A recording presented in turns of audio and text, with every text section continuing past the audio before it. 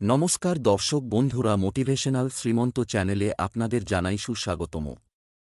আজকে আপনাদের সামনে যে বিষয়বস্তু নিয়ে আলোচনা করব তা হল কিভাবে প্রকট হল শিবের তৃতীয় চক্ষু, কি এর মাহাত্ম্য।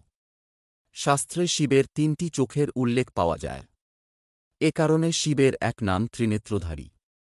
আবার শিব ত্রিকালদর্শী। কিন্তু কিভাবে শিবের তৃতীয় চক্ষু প্রকট হল, এর মাহাত্ম্যই বা কী, সেসবই জেনে নিন এই ভিডিওতে। শিবের অপর নাম ত্রিনেত্রধারী। তৃতীয় চোখ থাকার কারণেই এমন নামকরণ তাঁর। কিন্তু প্রথমে শিবের তৃতীয় নেত্র ছিল না। এক বিশেষ ঘটনার পর এটি প্রকট হয়। কিভাবে প্রকট হল শিবের ত্রিনেত্র? পৌরাণিক কাহিনী অনুযায়ী একদা হিমালয়ে পর্বতে এক সভার আয়োজন করেছিলেন শিব। এ সময়ে পার্বতী সেখানে পৌঁছন এবং শিবের দুই চোখে নিজের হাত রেখে দেন। পার্বতী শিবের দুই চোখ ঢেকে দেওয়ার সঙ্গে সঙ্গে পৃথিবী অন্ধকারে ঢেকে যায়। জীবজগতে হাহাকার শুরু হয়। সূর্যের আলো নিস্তেজ হয়ে পড়ে এবং জগৎ সংসার ধ্বংসের দিকে এগিয়ে যায়। সমগ্র সৃষ্টির দশা মহাদেব অনুধাবন করতে পারেন। এমন সময়ে ভোলানাথের ললাটে জ্যোতিপুঞ্জ প্রকট হয়।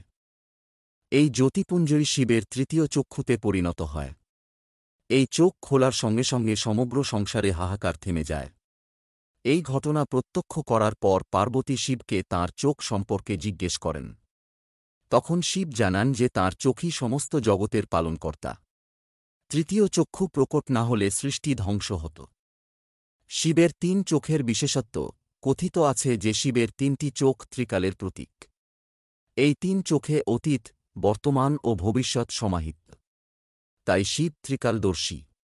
আবার এই তিনটি চোখে স্বর্গলোক, মৃত্যুলোক ও পাতাললোক দেখা যায়।